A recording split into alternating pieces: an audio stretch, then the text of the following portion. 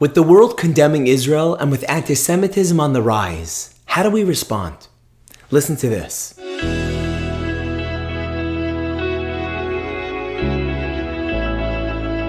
Hey everyone, and welcome back to another episode of Inspiring Hope. This is your weekly boost of uplifting Jewish inspiration.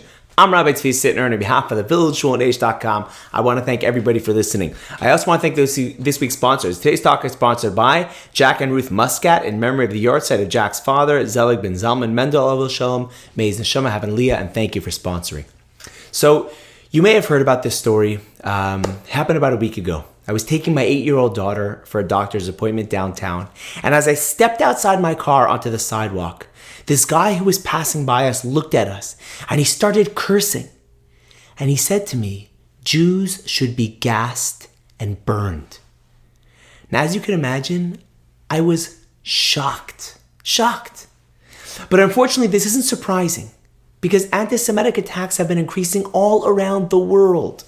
And I shared this story on social media, and hundreds of people commented on the post. People offered support. It was really beautiful. But some people voiced their thoughts on how they thought I should have responded to this anti-Semite. So, with anti-Semitism rising, how should we be responding? Is there a right and wrong here? So firstly, I want to say that there's no question we have to fight back. We can't sit by idly while attacks are occurring in Jewish communities throughout the world. We can't. On one hand, we need to be more vigilant, increasing security, protecting our shuls and our schools and our institutions. We need to fight back politically in the news, social media, and on campuses. We need to be a strong, loud voice that's opposing this baseless hatred. But that's not enough. I think there's also another crucial response here.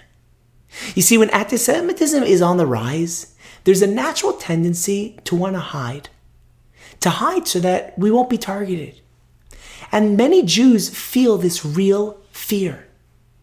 And for them, the answer is to protect their families by staying silent and by bringing less attention to their Jewishness. But that's exactly what anti-Semitism wants. Anti-Semitism wants the Jewish people to disappear. Anti-Semitism wants us to fear going to shul. Anti-Semitism wants us to fear looking and acting Jewish. When a murderer starts shooting in a synagogue, they want us to fear entering shul. When Jews at a kosher restaurant in LA are beaten up, they want us to fear keeping kosher and visiting Jewish establishments. They would love for us to take off our yarmulkes, to stop studying Torah, and to hide our Judaism. Anti-Semitism would love nothing more than for us to fear being Jewish to the point that Judaism ceases to exist. And I believe it was Elie Wiesel who said it so well. He said, "Silence helps the tormentor, not the tormented." And so we're all faced with this choice, a choice that our parents and our grandparents were faced with for thousands of years. Should we stand with pride, or should we hide? At a time when anti-Semitism is on the rise, do you want to be more Jewish or less Jewish? And I believe one of the most powerful ways of fighting anti-Semitism is by bringing more Judaism and Jewish values into your life. That means that every time we hear of a synagogue being burned, we resolve to go to the synagogue even more. Every time we read about someone attacking in Israel, we should start planning our next trip to Israel, because they've wanted to destroy us, and they wanted to destroy everything we stand for thousands of years.